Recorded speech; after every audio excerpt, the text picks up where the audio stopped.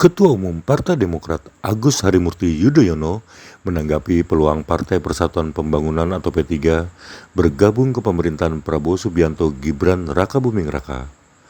AHY menyerahkan kepada Prabowo apabila ada partai politik yang ingin bergabung ke koalisi Indonesia Maju. Hal ini diungkapkan AHY di Komplek Istana Kepresidenan Jakarta, Selasa 27 Februari 2024. Mas Ahaye, aduh,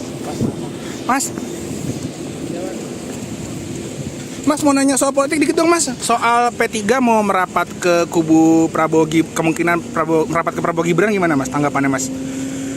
Saya belum dengar itu ya, yang jelas ya kita serahkan kepada Pak Prabowo sebagai pemimpin koalisi Indonesia Maju, dan tentunya biasanya beliau juga akan mengajak bicara para ketua umum partai politik yang saat ini memang sudah ada dalam koalisi tersebut, dan tentunya kita ingin saling memberikan masukan.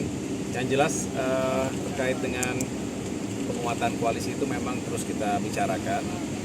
Pertama, kita ingin ke depan pemerintahan juga sukses, ada support yang kuat dari parlemen, karena kita juga berharap kebijakan-kebijakan, program-program yang sudah diangkat sebagai janji politik selama masa kampanye oleh pasangan Prabowo Gibran ini bisa dikawal dan disukseskan secara bersama-sama. Kita ingin itu bisa diwujudkan dengan baik, dan ini membutuhkan konsolidasi kekuatan politik baik di pemerintah maupun di parlemen. Berarti diterima, berarti kalau misalkan ada P3 mau masuk? Nanti aja kita bicarakan saja. Yang jelas saya belum ada kesempatan untuk diajak bicara tentang itu. Oke. Mas, terkait dengan kemarin Kenapa? soal sawit, kalau dari ATR sendiri yang akan disiapkan apakah lahan untuk perhutanan sosial? Iya, jadi tadi pembicaraan di dalam bersama Presiden dan Bapak Menko Ekonomi, Bapak Menko Marifest, dan sejumlah menteri terkait lainnya. Yang jelas, kalau kami dari ATR ingin memberikan support sepenuhnya untuk program peremajaan sawit rakyat ini, yang saya juga terus mempelajari apa saja menjadi kendala, dan tadi dibahas dari sekian isu yang paling menonjol adalah biasanya tentang legalitas. Jadi para petani, para pekebun ini harus mendapatkan atau memiliki legalitas atas tanahnya, SHM atau HGU bagi perusahaan, dan intinya ini harus clear dari kawasan hutan. Nah, disinilah kita tentunya juga mengharapkan ada status yang jelas, yang clean and clear, karena tidak boleh kemudian kita tidak mendapatkan jaminan atau kepastian hukum itu, nanti kemudian hari menjadi masalah hukum.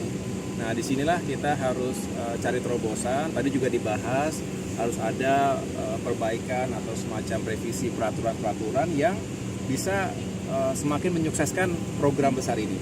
Mengapa? Karena ada potensi ekonomi yang luar biasa, dan kita ingin masyarakat kita, para petani atau pekebun sawit ini juga dengan replanting, dengan mendapatkan dukungan penuh dari pemerintah yang tadi juga disarankan dari 30 juta per hektar menjadi 60 juta per hektar ini. Artinya spiritnya adalah bagaimana para petani kita juga bisa punya modal dasar untuk bisa melakukan peremajaan sawit, dan kalau itu sukses maka bukan hanya meningkatkan kesejahteraan para petani dan keluarganya, tapi juga secara ekonomi akan signifikan bagi negara. Gitu. Mas, jadi konkretnya apakah mereka untuk petani sawit rakyat ini akan mendapatkan sertifikat atau akan ada redistribusi lahan? Jadi tadi baru dibicarakan bahwa ada sejumlah terkaitan antar lembaga, dan tadi titik beratnya memang di KLHK untuk meyakinkan bahwa tidak ada lahan yang digarap ini atau yang akan disiapkan ini masih berada dalam kawasan hutan. Nah, itu jadi masih ada stuck di situ. Nah, masih diragukan itu tadi? Ada angkanya, saya tidak hafal, tetapi yang jelas masih cukup besar, dan ini perlu percepatan. Tadi Pak Presiden juga akhirnya mengatakan oke, nanti akan kita agendakan lagi rapat ini semacam pembulatan, dalam arti ini harus dibereskan dulu antar kelembagaan pemerintah, kementerian.